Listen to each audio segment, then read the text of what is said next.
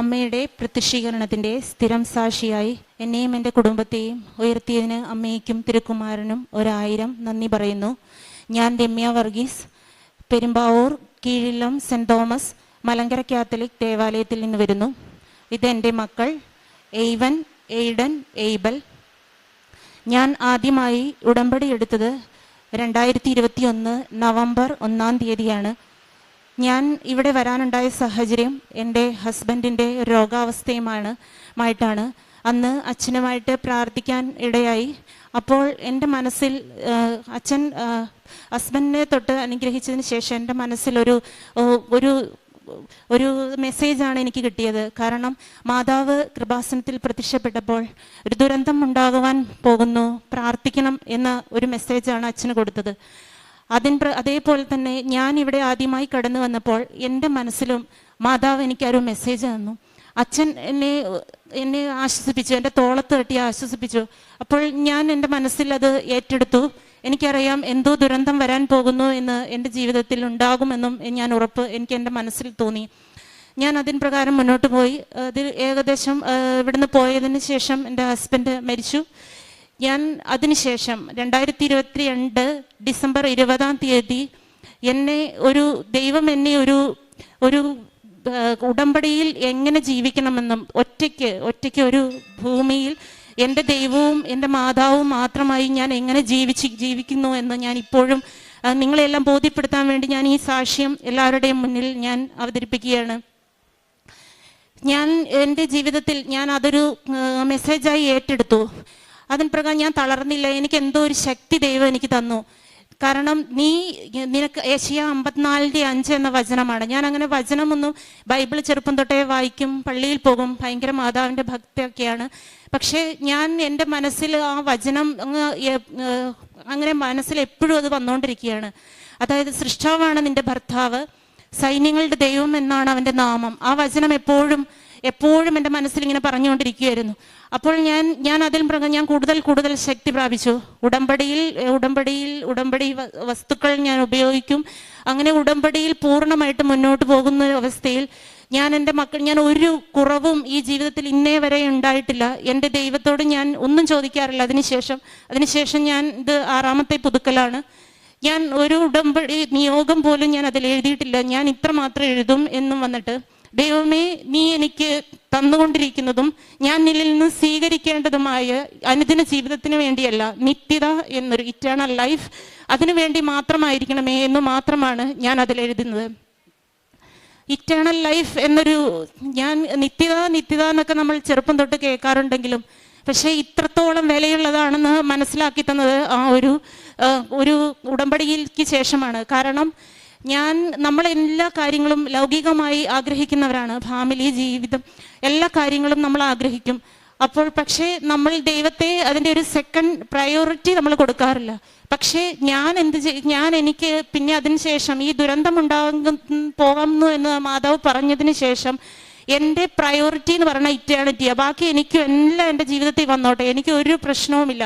കാരണം ഞാൻ ഇങ്ങനെ എൻ്റെ മനസ്സിലൊരു ചിന്തയായിട്ട് ഇങ്ങനെ പോകും. ഓരോ കാര്യങ്ങളും, ഓരോ പ്രശ്നങ്ങളോ അല്ലെങ്കിൽ ഓരോ പ്രതിസന്ധികളും ദൈവത്തെ ഞാൻ മുറുകെ പിടിക്കും. ദൈവമേ ഇങ്ങനെ വന്നുള്ളൂ. പിന്നെ ഒരു 2 ദിവസത്തിന് ശേഷം പിന്നെ അതെനിക്കൊരു സന്തോഷമായി മാറും. അത് എവിടെ നിന്നാണെന്ന് എനിക്കറിയില്ല, അത് അങ്ങനെയായി മാറുന്നു. അതിൽ ഓരോരോ കാര്യങ്ങളും ഞാൻ പറയുകയാണ്. ഏകദേശം ഒരു 15 വർഷമായി ഞാൻ ഒരു PSC ജോലിക്ക് വേണ്ടി ആഗ്രഹിക്കുന്ന ഒരു വ്യക്തിയായിരുന്നു.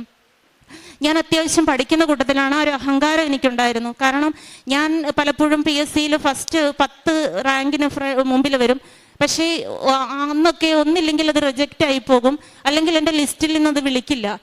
അപ്പം ഞാനൊരു താൽക്കാലികമായ ഒരു ജോലിക്ക് തുടർന്നുകൊണ്ടിരുന്നു. അപ്പം ഞാൻ ഈ ഒറ്റയ്ക്കായ ജീവിതത്തിൽ എനിക്ക് മക്കളെ നോക്കണം. അപ്പം എനിക്കത് പറ്റില്ല. അപ്പം ഞാൻ ദൈവത്തോട് പറഞ്ഞു, ദൈവമേ, ഞാൻ എത്ര PSC എഴുതിയിരിക്കുന്നു, ലിസ്റ്റിലുണ്ട്, പക്ഷെ ദൈവമേ എനിക്ക് നീ എന്താ തരാത്ത എന്ന് ചോദിക്കുമ്പോഴത്തേക്കും അപ്പോൾ ഏകദേശം 1 മാസം ആയില്ല, 2 ലിസ്റ്റ് ഏകദേശം ഒരേപോലെ വിളിക്കുകയാണ്. ഏകദേശം 1 വർഷത്തിൻ്റെ ഒരു ഇട ഉണ്ടായിരുന്നു ജോയിൻ ചെയ്യുന്നതിന്. അത് ഞാൻ മലപ്പുറം ജില്ലയിൽ താലൂക്ക് ആശുപത്രി ജോലി ചെയ്തു. ഇപ്പോൾ ഞാനത് മെഡിക്കൽ കോളേജിൽ ഒരു സ്റ്റാഫ് നഴ്സായിട്ട് വർക്ക് ചെയ്യുകയാണ്.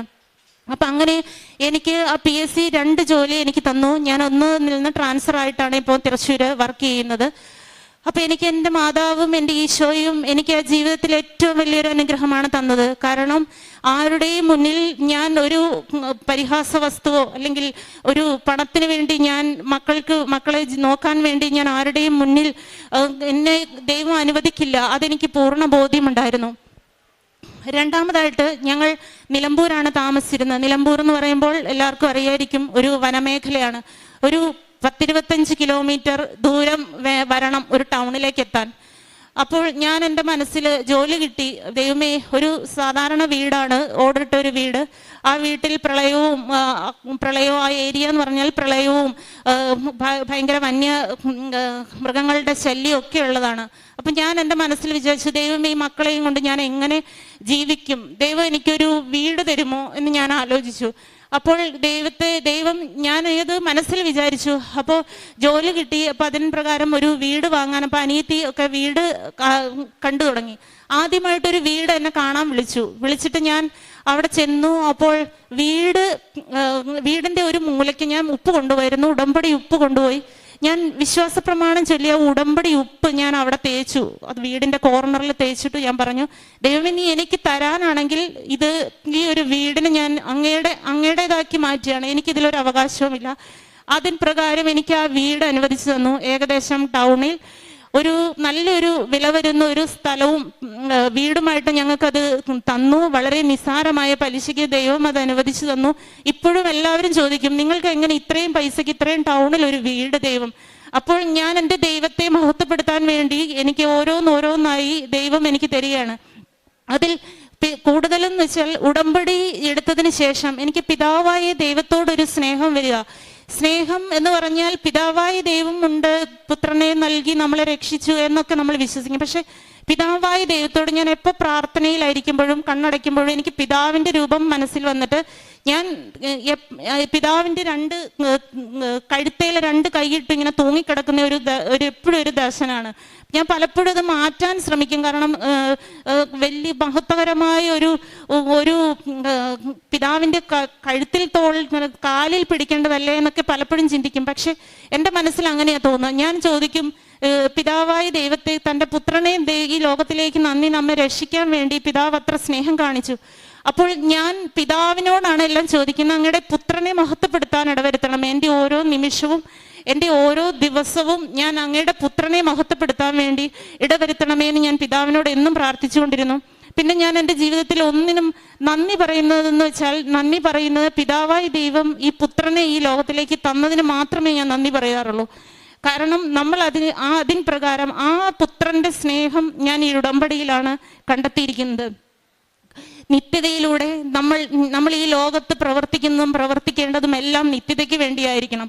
ബാക്കി എന്തെല്ലാം പ്രശ്നങ്ങൾ നമ്മുടെ ജീവിതത്തിൽ ഉണ്ടായാൽ പോലും അതിലൊന്നും തളരാനോ അതിനുവേണ്ടി കരഞ്ഞിരിക്കാനോ ഞാൻ ഇതുവരെ എന്നെ ദൈവം ഇടയാക്കിയിട്ടില്ല.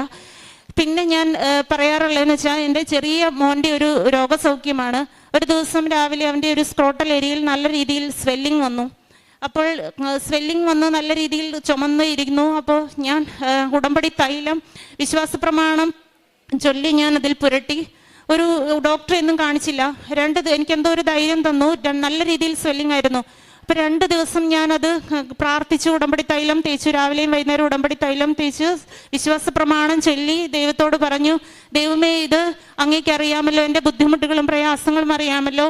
എനിക്ക് ഒരു രോഗത്തിൻ്റെ പുറകെ നടക്കാൻ എനിക്ക് ഇനിയാവില്ല. നീ അത് ഏറ്റെടുക്കണമേ എന്ന് ഞാൻ പ്രാർത്ഥിച്ചു.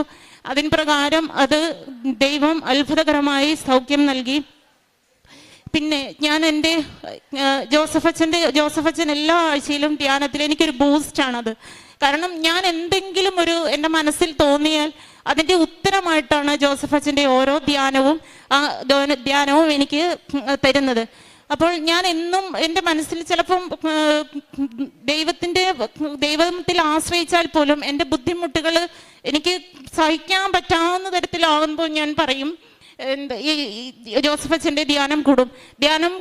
വെറുതെ ഞാൻ ട്രാവൽ ചെയ്യുമ്പോഴും അല്ലാതെയൊക്കെ ജോസഫച്ചൻ്റെ ധ്യാനം കൂടുമ്പോൾ എനിക്ക് എന്തെങ്കിലും ഒരു മെസ്സേജ് അതിൽ നിന്ന് തരും. അപ്പോൾ എനിക്ക് ഏറ്റവും നൽകിയ എനിക്ക് എൻ്റെ മനസ്സിനെ ബോധ്യപ്പെട്ട ഒരു വചനം എന്ന് പറഞ്ഞാൽ വിലാപങ്ങൾ 3:27. യൗവനത്തിൽ നുകം വഹിക്കാൻ കർത്താവിന് പ്രീതികരമാണ്. അത് അവിടുന്ന് തരുമ്പോൾ മൗനമായിരിക്കണം. ഇത് പരാതി പറയരുത്. ഞാൻ ഒരു പരാതിയും പറയുന്നില്ല. പക്ഷേ ദൈവം എന്നെ നടത്തുന്നു, ഏറ്റവും കൂടുതൽ ഏറ്റവും സൗഭാഗ്യകരമായ രീതിയിൽ നടത്തുന്നു. മക്കളെ പഠിപ്പിക്കുന്നു, നല്ല രീതിയിൽ വിദ്യാഭ്യാസം നൽകുന്നു, ജീവിതത്തിൽ എല്ലാ ഉത്തരവാദിത്വങ്ങളും നടത്തുന്നു. അതെല്ലാം ഞാൻ ഈ ഉടമ്പടിയുടെ ബലത്തിലാണ്. അതായത് സഹനങ്ങളിൽ നമ്മൾ തളരുമ്പോൾ ചാരിക്കിടക്കാനുള്ളൊരു ഇടമായിട്ടാണ് ഈ ഉടമ്പടിയെ ഞാൻ കാണുന്നത്. എന്നും ഞാൻ അതിൽ ജീവിക്കാനും ഞാൻ ഇതിലൊരു സാക്ഷ്യം തുടർന്നുകൊണ്ടേയിരിക്കും. അതായത് ഞാൻ ഉടമ്പടി പുതുക്കിയ മാത്രമല്ല, ഞാൻ ഉടമ്പടിയിലാണ് ജീവിക്കുന്നത്. എന്നും പ്രത്യക്ഷീകരണ പ്രാർത്ഥന ചൊല്ലും, കുർബാനയിൽ പങ്കുകൊള്ളും.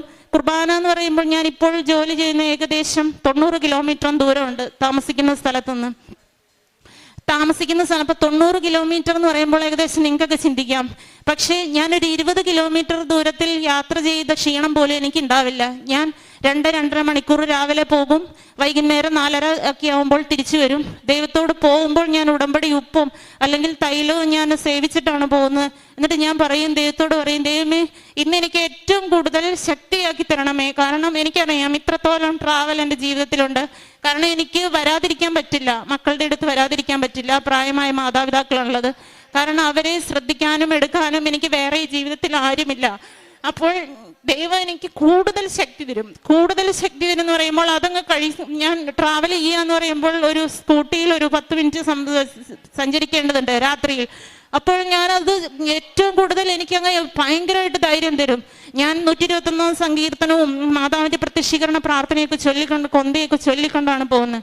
എനിക്കൊരു ബുദ്ധിമുട്ടും ഇതുവരെ ഉണ്ടായിട്ടില്ല. പിന്നെ വേറൊരു അനുഗ്രഹം എന്ന് പറയുമ്പോൾ ഇപ്പം ഞാനിങ്ങനെ എൻ്റെ മനസ്സിൽ ഈ വിലാപങ്ങൾ 3:27 എൻ്റെ മനസ്സിൽ ഇപ്പോൾ എപ്പോഴും നോക്കും. എൻ്റെ ജീവിതത്തിൽ എനിക്ക് ദൈവം ആരോഗ്യം തന്നിട്ടുണ്ട്. ഞാൻ മറ്റുള്ളവർക്ക് വേണ്ടി ദൈവം എനിക്ക് തന്ന കൃപ മറ്റുള്ളവരിലേക്ക് പകർന്നുകൊണ്ടിരിക്കണം. അതെനിക്കൊരു ഉറച്ച ബോധ്യമാണ് ദൈവം തന്നത്. അതുകൊണ്ട് ഞാൻ അടുത്ത എൻ്റെ മനസ്സിലൊരു ബിസിനസ് സംബന്ധമായ ഒരു ഐഡിയ ദൈവം എനിക്ക് തരികയാണ്.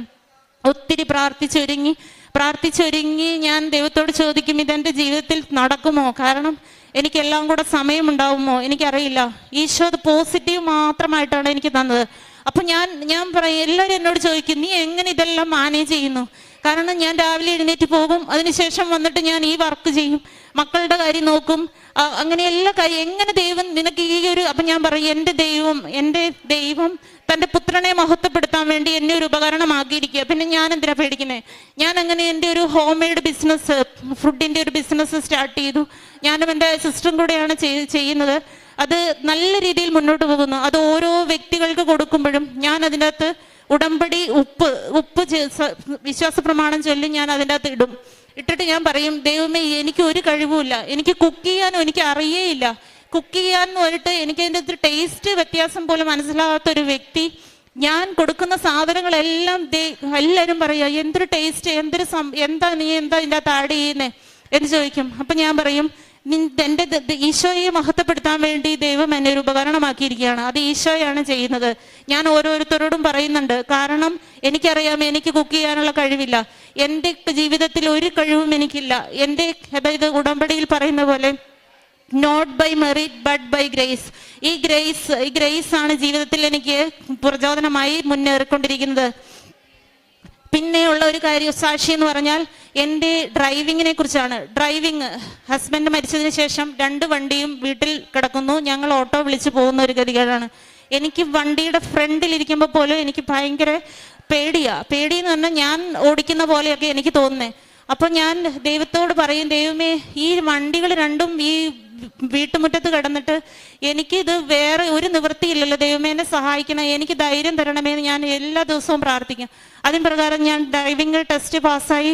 ഡ്രൈവിംഗ് ടെസ്റ്റിന് പോയപ്പോൾ അവിടെയും ഞാൻ വിശുദ്ധ തൈലവും സ്റ്റീറിങ്ങിലൊക്കെ തൈലവും വിശുദ്ധ ഉപ്പും ഉടമ്പടി ഉപ്പും ഞാൻ വിശ്വാസ പ്രമാണം ചൊല്ലി അതിന് പ്രകാരം എനിക്ക് ഡ്രൈവിംഗ് ടെസ്റ്റ് കിട്ടി. ഞാനിപ്പോൾ നല്ല തിരക്കുള്ള റോഡിൽ, MC റോഡ് എന്നൊക്കെ പറഞ്ഞാൽ നല്ല തിരക്കുള്ള റോഡിൽ കൂടെ ഞാൻ ഡ്രൈവിംഗ് ചെയ്യുന്നു. അതെൻ്റെ അമ്മ മാതാവും ഈശോയും എനിക്ക് തന്ന വലിയൊരു അനുഗ്രഹമാണ്. പിന്നെ എൻ്റെ ജീവിതം ഞാൻ ഇത്രത്തോളം സഹനത്തിലൂടെയും ഒക്കെ കടന്നു പോകുമ്പോൾ ദൈവം സ്വർണം അഗ്നിയിൽ ശുദ്ധി ചെയ്യപ്പെടുന്നു എന്നുള്ളൊരു വചനം എൻ്റെ മനസ്സിൽ പറയുന്നു. അതായത് ഞാൻ ഇത്രയും സഹനത്തിലൂടെ കടന്നു പോകുമ്പോഴും ഞാൻ എല്ലാവരുടെയും മുന്നിൽ സന്തോഷം. എൻ്റെ അടുത്ത് ഞാൻ ഭയങ്കര ബോൾഡാണ്. ഓരോരോ ആൾക്കാരും വരുമ്പോൾ ചോദിക്കും ഹസ്ബൻഡ് എവിടെയാണ്, ഹസ്ബൻഡ് എന്താ. അപ്പം ഞാൻ നല്ല കൂളായിട്ട് പറയും ഹസ്ബൻഡ് മരിച്ചുപോയി. പിന്നെ അവർക്ക് ഭയങ്കര സംശയമാണ്. കാരണം ഇത് ഈ കൊച്ചിങ്ങനെ പറയുന്നത്.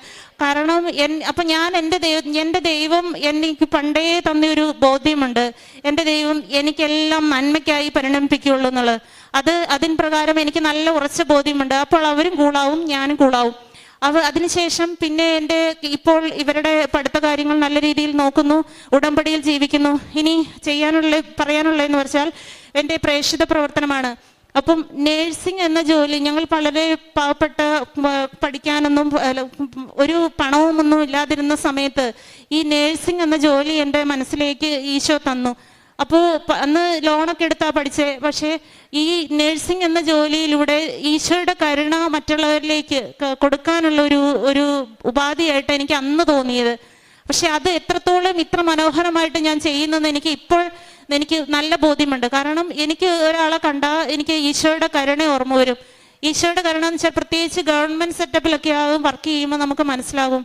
അവിടെ വന്ന് ഓരോ രോഗികളും വളരെ കഷ്ടപ്പാടും പ്രയാസങ്ങളും നിറഞ്ഞ ഒരു അനുഭവ രീതിയിലൂടെ കടന്നു പോകുന്ന സ്ഥിര രോഗവും എല്ലാം. അപ്പം ഞാൻ എൻ്റെ പ്രേക്ഷിത പ്രവർത്തനം എന്ന് പറയുമ്പോൾ ഇപ്പോൾ ഞാൻ കുട്ടികളുടെ വാർഡിലാണ് വർക്ക് ചെയ്യുന്നത്. എനിക്ക് കുഞ്ഞുങ്ങളെ കാണുമ്പോൾ അവരുടെ മാതാപിതാക്കൾക്ക് അവരുടെ ആ ഒരു സാഹചര്യം മനസ്സിലാകും. ഞാൻ അവരോട് സംസാരിക്കും. ഞാൻ എൻ്റെ ഡ്യൂട്ടി സമയം നോക്കാറില്ല. ഞാൻ അവിടെ നിന്ന് സംസാരിച്ച് അവർക്ക് ഈശോയെ കൊടുക്കും. ഈശോയെ കൊടുക്കുന്ന വെച്ചാൽ പ്രധാനമായും കൃപാസനത്തിലെ ധ്യാനം, യൂട്യൂബ് ചാനൽ അതെല്ലാം ഷെയർ ചെയ്ത് കൊടുക്കും. പത്രം ഞാൻ ഇപ്പം 3 മാസം കൂടുമ്പോൾ എൻ്റെ പത്രം ഞാൻ നടന്ന് 10-25 കിലോമീറ്റർ ഞാനും മൂത്ത മോനും കൂടെ നടന്ന് കൊടുക്കുമായിരുന്നു. പത്രം കഴിഞ്ഞ് കഴിയുമ്പോൾ ഞാൻ എൻ്റെ മനസ്സിൽ തോന്നുക ഈശോയെ പത്രം കിട്ടുന്നില്ല, പത്രം കിട്ടണമെങ്കിൽ ഇത്രയും ദൂരം. അന്ന് ഞാൻ നിലമ്പൂരായിരുന്നു. ഇത്രയും ദൂരം വരണമല്ലോ എന്ന് വിചാരിക്കുമ്പോൾ പ്രത്യേകിച്ച് ഒരു പള്ളിയിൽ പോകുമ്പോൾ അവിടെ കാണും 2-3 കെട്ട് പത്രം. ആ പത്രം ഞാൻ അവിടെ നിന്ന് എടുത്ത് ഞാൻ കൊടുക്കുമ്പോൾ ഞാൻ പറഞ്ഞാണ് കൊടുക്കുന്നത്. ഞാൻ വിശ്വാസ പ്രമാണം ചൊല്ലി പ്രാർത്ഥിച്ചാണ് കൊടുക്കുന്നത്. കാരണം ഞാൻ ഈ പത്രം കൊടുക്കുന്നതിലൂടെ ഒരു വ്യക്തിയെങ്കിലും ആത്മാവെങ്കിലും രക്ഷപ്പെടുമെങ്കിൽ രക്ഷപ്പെടട്ടെ എന്നുള്ള രീതിയിൽ ഞാൻ പറഞ്ഞ് പ്രാർത്ഥിച്ചു കൊടുക്കും. ഇത് നിങ്ങൾ നഷ്ടപ്പെടുത്തരുത്, താഴെ ഇടരുത്, വളരെ വിശുദ്ധമായി കാത്തുകൊള്ളണം എന്ന് പ്രധാനമായും എല്ലാവരോടും പറഞ്ഞു കൊടുക്കുള്ളൂ. അങ്ങനെ എല്ലാവർക്കും കൊടുത്തു തീർക്കണമെന്നൊന്നുമില്ല. ഞാൻ കൊടുക്കുന്ന പത്രം വ്യക്തമായി പറഞ്ഞ് അവരെ ആഴത്തിൽ ബോധ്യപ്പെടുത്തി ഞാൻ കൊടുക്കും. പിന്നെ ഇപ്പോൾ ഉള്ള സാഹചര്യം എന്ന് പറഞ്ഞാൽ ഈ മെഡിക്കൽ കോളേജിലെ രോഗികൾ എന്ന് പറഞ്ഞാൽ വളരെ ബുദ്ധിമുട്ട് അനുഭവിക്കുന്നവരാ. അവർക്ക് ഞാൻ പത്രം കിട്ടാൻ ഞാൻ ഇവിടെ വരണം. അപ്പം ഞാൻ യൂട്യൂബ് ചാനലിൽ പറഞ്ഞു കൊടുക്കും, അമ്മമാർക്ക് പറഞ്ഞു കൊടുക്കും. അമ്മമാരോട് പറയും. പിന്നെ അവിടെ ഒത്തിരി ആൾക്കാർ പത്രം കൊണ്ട് കൊടുക്കുന്നുണ്ട്. പത്രം കൊണ്ട് കൊടുത്താൽ വെറുതെ നമ്മൾ കൊടുത്ത് ആ പത്രത്തിന്റെ എനിക്ക് ഭയങ്കര വേദനയാണ്. കാരണം പത്രം കിടക്കുന്ന കാണുമ്പോൾ ഓരോരുത്തരും നിലത്തേക്കൂടെ ചവിട്ടി പത്രത്തിന്റെ മുകളിൽ പാത്രവും അല്ലെങ്കിൽ അവരുടെ സാധനങ്ങളും എടുത്തു വെക്കാനുള്ള ഒരു സാധനമായിട്ടാണ് അവർ ഉപയോഗിക്കുന്നത്. അപ്പോൾ കൊടുക്കും ഭയങ്കര വേദന. ഞാൻ അതെല്ലാം അവരോട് പറഞ്ഞ് മനസ്സിലാക്കി കൊടുത്ത് അതെല്ലാം പെറുക്കിയെടുത്തിട്ട് ഞാൻ ഒന്നില്ലെങ്കിൽ അവിടെയുള്ള രോഗികൾക്ക് അത് പറഞ്ഞു കൊടുക്കും.